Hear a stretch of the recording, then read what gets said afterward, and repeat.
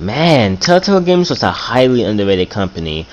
Before September of 2018, Telltale Games released at least 2 games per year. These games, basically after the first episodic narrative game, which was titled Jurassic Park, was mostly based off of already existing franchises.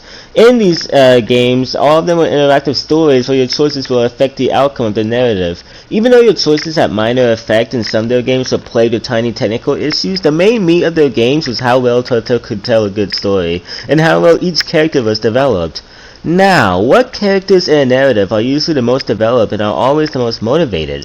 Why, that would be the villains. And Telltale didn't pull any punches when it came to developing their baddies. So, I thought it would be fun to take a look at the top 5 villains featured in Telltale games. And for this list, everyone counts. It doesn't matter if a specific villain is not only from another property but also repeats said villain's motives and behavior. As long as Telltale wrote them to be good antagonists, it counts. So without further delay, let's begin. Coming in at number 5 is the admin from Minecraft Story Mode Season 2. Ew, Minecraft? Minecraft is for kids. That means it's instantly bad and not worth talking about. In all seriousness, the admin is a fun villain. Not only is he intimidating since he can basically do anything, but I love how he trolls the group and forces them into interesting situations. He also doesn't screw around, and there's a possibility he straight out murders one of the characters. Depending on your choices, of course. The reason he's high on this list is because he's kinda too much of a crybaby, and all he wants is just to make friends. His backstory aside, are we really supposed to believe someone like the admin can't make friends? Just show up to a village and give everyone stacks of diamonds or something. Regardless, the admin is pretty cool. Coming in number 4 is William Carver from The Walking Dead: The Telltale Series Season 2. I'm glad my videos don't get millions of views because there would be an ocean of triggered Walking Dead fans protesting why Carver isn't lower on the list. Don't get me wrong, Carver is an amazing villain. The amount of build-up this guy has is insane. And when we finally get to see him take the spotlight, we're met with a clever, uncompassionate psychopath who torments that group of characters. It's pretty hard to make a character intimidating by just having him or her act mostly like a regular person, but Carver does that. So why isn't he lower on the list? Well, it's because he gets killed off in the episode where we finally get to see him in action. I'm not saying this was a bad decision because there's no room for him in the episodes that followed, but I just wasn't satisfied with how much screen time he got. Sure, it benefits the story, but it keeps Carver at number 4.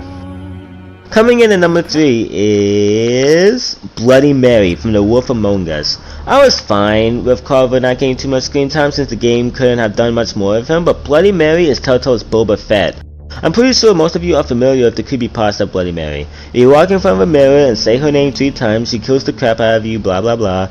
Now imagine her working for a corrupt organization. Not only is this idea ridiculous, but it's somehow pulled off in such a neat way, which is basically Telltale tradition. And as for her intimidation... Tweedledee, what's the, that thing the Mundies call me? Bloody Mary, that's it. Thank you. And do you know why they call me that? Because some of them, they think it's funny to have their little sleepovers and go into their little bathrooms and say my name 5 times in the mirror. They find it less funny when I actually show up and feed their lungs to the family dog. I think she somehow managed to make me pee my pants. Twice. Simultaneously. Plus, the fight between her and Bigby at the end of the game is up there in my favorite Telltale fights of all time. Overall, while she didn't contribute much to the main story, she was a pretty cool villain. Coming in number 2 is Handsome Jack from the Tales from the Borderlands, the Telltale series, of course. Handsome Jack was an amazing antagonist in Borderlands 2, but we didn't get to see much of him in Borderlands 2 in person. He mainly communicated to the player via phone or whatever, and when we finally do confront him in person... No more dangerous creatures, no more bandits, Pandora!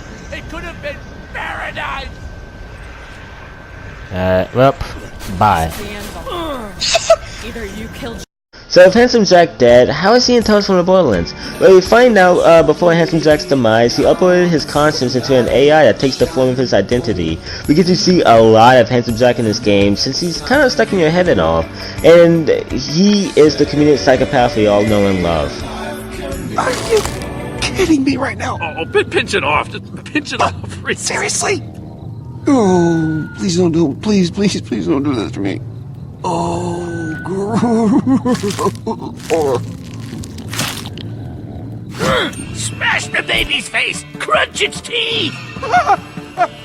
You're the only one running, pal. I can fly! Even though he's on your side for the most part of the game, he reveals his true colors towards the end of the game and attempts to take over Helios and kill Reese. Not too much to say, he's just a cool villain.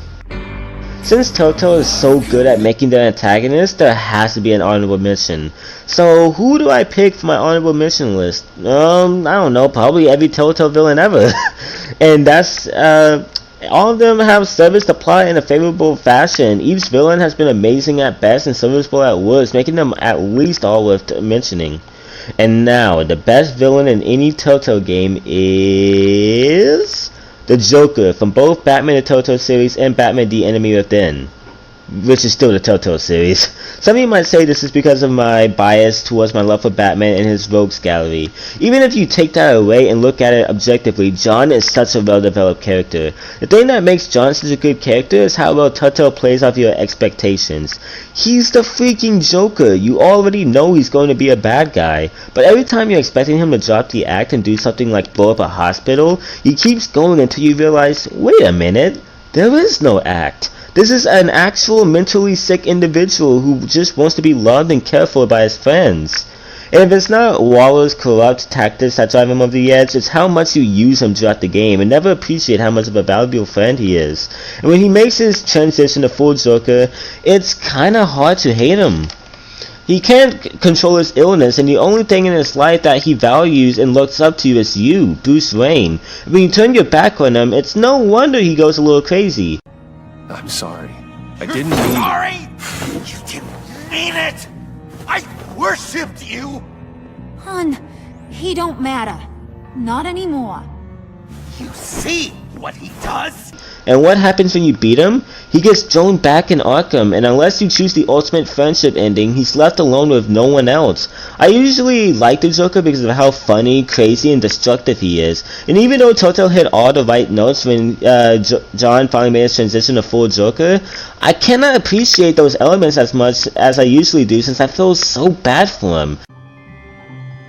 Harley's gonna be upset, of course. She wanted the whole city to drink virus mimosas. Someone would have survived like Riddler, and she'd have gotten her serum.